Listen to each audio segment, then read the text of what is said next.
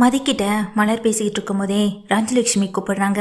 மதியும் வெளியே வர, அம்மா கிளம்புமா, இன்னைக்கு நம்ம சுரேஷ்க்கு வந்துட்டு வேலை திரும்ப கிடைக்கணும்னா நீ போய் கம்ப்ளைண்ட்டை வாபஸ் வாங்கினா தானே முடியுமா? தங்கராஜ் மாப்பிள்ள அங்கே முன்னாடியே போயிட்டாரு. இப்போ தான் ஃபோன் பண்ணி விஷயத்த சொன்னார். சுரேஷ் கிளம்பி ரெடியாக தான் இருக்கான். நீ கிளம்பிட்டேன்னா உடனே போக வேண்டியதான். கார் வர சொல்லியிருக்கேன், அதில் போங்க அப்படின்னு ராஜலட்சுமி சொல்ல, இதை கேட்டதுமே மதி மலரை பார்க்குறாங்க. அத்தை நான் என்னன்னு சொல்லிக்கிறேன் சொல்ல, போ கூட்டிகிட்டு போய் என்ன ஏதுன்னு சொல்லி புரிய வை அப்படின்னு ராஜலட்சுமி சொல்லிடுறாங்க.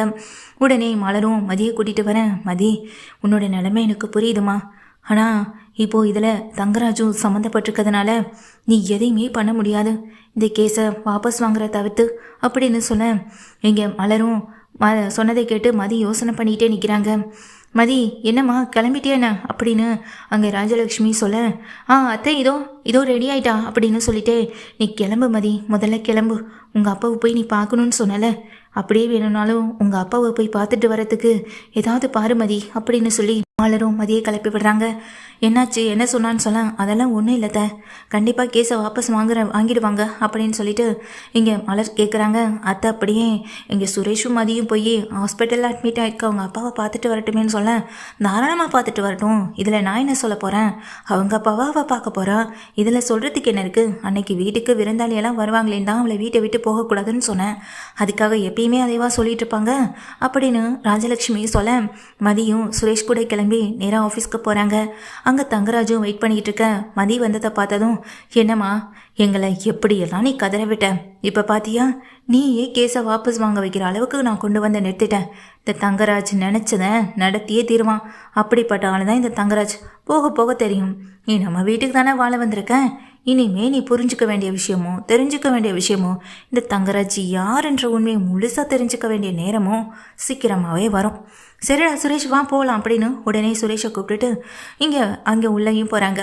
கொஞ்சம் வெயிட் பண்ணுங்க சார், வெளியே போயிருக்காருன்னு சொல்ல, தங்கராஜும் வெளியே உட்காந்துருக்காங்க. கூடவே இங்கே சுரேஷ் கூட மதி நின்றுட்டே இருக்காங்க. இதை பார்த்ததும் தங்கராஜ், என்னடா உன் பொண்டாட்டி திமிரெல்லாம் அடங்கிடுச்சா என்ன அப்படின்னு கேட்க, அட போங்க மாமா, நீங்கள் வேற, அவளை பார்த்தாலே எரிச்சலாக வருது, அவளை பார்த்துறது பேசுறதுன்னு எதுவுமே எனக்கு பிடிக்கவே இல்லைன்னு சொல்லும்போது, டேய் இவ கூட தாண்டா நீ வாழ்ந்தாகணும், போக போக எல்லாம் பழகிடும் அப்படின்னு சொல்ல, அட போங்க மாமா அப்படின்னு இங்கே சலிச்சுக்கவும் செய்கிறாங்க சுரேஷும்.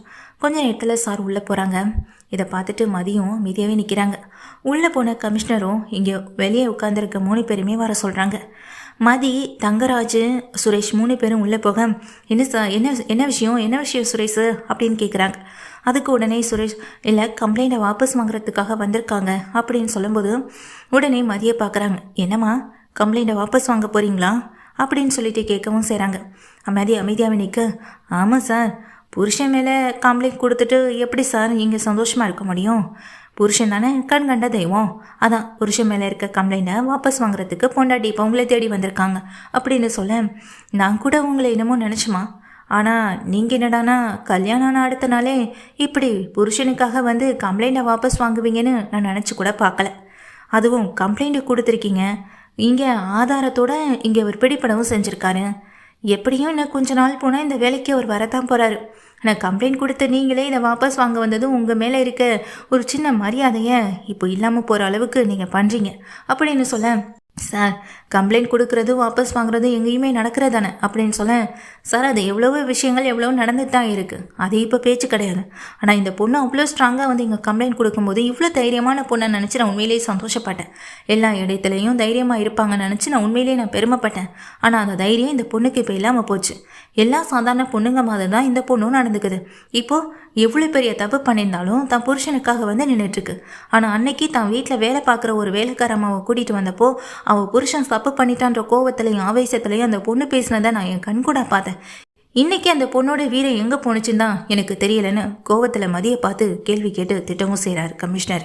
இவர் வேற நேரங்கிட்ட நேரத்தில் வசனமெல்லாம் பேசி அந்த பொண்ணுக்கிட்ட இப்போ கூட்டிகிட்டு வந்ததே நடக்க விடாமல் பண்ணிடுவார் போலன்னு தங்கராஜ் நின்றுட்டுருக்கேன்.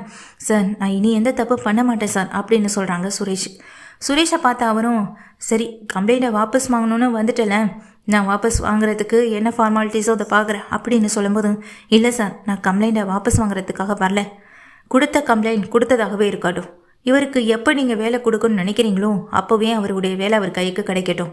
என் புருஷன் தானே சார், என் புருஷனுக்கு நீங்கள் எப்போ வேலை கொடுத்தாலும் எனக்கு எந்த பிரச்சனையும் இல்லை. நானே பிரச்சனை இல்லைன்னு சொல்லும் போது இது மற்றவங்களுக்கும் பிரச்சனையாக இருக்காதுன்னு தான் நினைக்கிறேன்னு தங்கராஜை பார்த்து மதியம் சொல்கிறாங்க. அப்போ நீ கம்ப்ளைண்ட் வாபஸ் வாங்க வரலையாம்மா அப்படின்னு கேட்க, இல்லை சார், கம்ப்ளைண்ட் வாபஸ் வாங்குறதுக்காகலாம் வரல.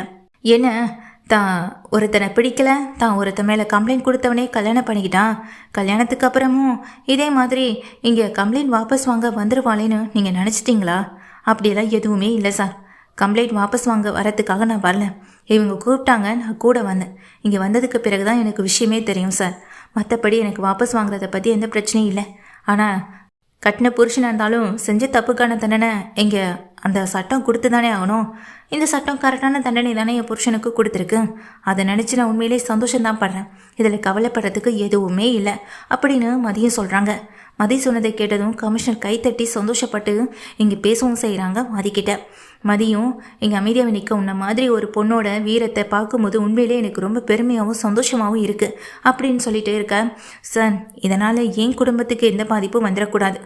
என் புருஷனை பற்றி எனக்கு எந்த பயமும் இல்லை சார். ஆனால் இவர் கூட இருக்க இவர் மாமா மேலே தான் எனக்கு பயமே. எங்கே நான் கம்ப்ளைண்ட்டை வாபஸ் வாங்கலேன்ற கோபத்தில் என் குடும்பத்தை ஏதாவது பண்ணிடுவாரோன்ற ஒரு பயம் எனக்குள்ளே ஓடிக்கிட்டுருக்கு. அப்படியெல்லாம் எதுவுமே நடந்துடக்கூடாது சார் அப்படின்னு சொல்ல, என்ன தங்கராஜ், உங்கள் மேலே ஒரு அவதூறு வைக்கிறாங்க அப்படின்னு சொல்ல, சார் நான் எந்த தப்பு பண்ணவே இல்லை சார். உங்களுக்கு என்னை பற்றி ஏற்கனவே நல்லா தெரிஞ்சிருக்குமேன்னு சொல்ல, அப்படி தெரிஞ்சதுனால தான் தங்கராஜ் உங்ககிட்டே கேட்குறேன். அவங்க ஃபேமிலியில் இருக்கவங்களுக்கு ஏதாவது ஒரு சின்ன பிரச்சனை உங்களால் வந்தாலும் கூட அப்புறம் ஒரு நிமிஷம் கூட யோசிக்காமல் உங்களையும் தூக்கி நான் உள்ளே வைப்பேன் அப்படின்னு கமிஷனரே சொல்லி இங்கே வார்னிங் கொடுக்கவும் செய்கிறாங்க. ரொம்ப நன்றிங்க அப்படின்னு இங்கே மதியம் சொல்லிட்டு வெளியே வரேன். ஏய், என்ன நினச்சிட்ருக்கோம் மனசில்? கூட்டிகிட்டு வந்து எங்கள் எல்லாரையும் அசிங்கப்படுத்துறியான்னு சொல்ல, நான் ஒன்றும் உங்களை கூட்டிகிட்டு வரலையே, நீங்கள் தான் என்னையை கூட்டிகிட்டு வந்தீங்க. நீங்கள் அசிங்கப்படுறதுக்கு நான் எப்படி இங்கே காரணமாக இருக்க முடியும்? யாராக இருந்தாலும் செஞ்ச தப்புக்கு தண்டனை கிடச்சி தானே ஆகணும். நீங்கள் செஞ்ச தப்புக்கும் தண்டனை ஒரு நாள் நிச்சயமாக கிடைக்கும், அதுவும் ரொம்ப தூரத்தில் இல்லை. இதோ உங்கள் மச்சானுக்கு கிடைச்ச மாதிரி அப்படின்னு அந்த சுரேஷை காட்டுறாங்க. சுரேஷ், நீ என்னுடைய ஹஸ்பண்ட் ஆகிட்ட. இனிமே உனக்கு வேலை இல்லைன்னு சொல்லிட்டு நான் உனக்கு காயப்படுத்தவும் மாட்டேன், கஷ்டப்படுத்தவும் மாட்டேன். நீ செஞ்ச தப்புக்கு தண்டனை தானே கிடச்சிருக்கு. நீ திருந்தியே அடுத்தடுத்து நல்ல வேலையாக உன்னோட நோக்கத்தில் பார்த்துட்டு இருந்தனா எந்த பிரச்சனையும் இல்லை. உனக்கு வேலை இல்லாமல் இருக்குது எனக்கே பெரிய பிரச்சனை இல்லாதப்போ மற்றவங்க இதை நினச்சி எதுக்கு கவலைப்படணும்? ஸோ இதை பற்றியெல்லாம் நீ ஃபீல் பண்ணிகிட்டு இருக்காமல் வீட்டுக்கு போ சுரேஷ் அப்படின்னு சொல்லிட்டு சுரேஷை பார்த்து சொல்லிவிட்டு தங்கராஜையும் பார்த்துட்டு, நான் எங்கள் அப்பாவை பார்க்க போகணும், நான் அப்படியே எங்கள் அப்பாவை போய் பார்த்துட்டு நேராக வீட்டுக்கு வந்துடுறேன் அப்படின்னு மதி சொல்லும்போது இதை கேட்ட தங்கராஜுக்கும் அந்த பக்கத்தில் நிற்கிற சுரேஷ்க்கும் ரொம்ப பெரிய அதிர்ச்சியாக இருக்குது. மதி அந்த இடத்துலேருந்து கிளம்பி அப்பாவை பார்க்க போகிறாங்க. முகம் முழுக்க ஒரு சின்ன பூ பூத்த மாதிரி ஒரு புன்னகையோடு போகிறாங்க. தன் மனசில் இருக்க ஒவ்வொரு பாரத்தையும் இறக்கி வச்ச மாதிரியான ஒரு சந்தோஷம் கிடைக்குது. ஆனால் இது ஒரு நாளோட போகக்கூடாது. நீ ஒவ்வொரு நாளும் இந்த தங்கராஜுக்கும் சுரேஷ்க்கும் தான் யாருன்றதை நிரூபிச்சுட்டே இருக்கணும். அதுதான் இந்த மதியோடைய வேலையே. இந்த மதியோடைய லட்சியம், ஆசை, இது எல்லாம் ஒரு பக்கம் இருக்கட்டும். ஆனால் இந்த மதி யாருன்னு நீங்கள் 2 பேரும் புரிஞ்சுக்கிறதுக்கான நேரமும் இனிமே தான் வரப்போகுதுன்னு நினச்சிட்டு மதி அப்பாவை பார்க்க ஹாஸ்பிட்டல் கிளம்பிட்டு இருக்காங்க, போயிட்டே இருக்காங்க. கடைசியில் சுரேஷும் அங்கே நிற்கிற தங்கராஜும் ஏமாந்து போய் தான் நிற்கிறாங்க இங்கே மதியால்.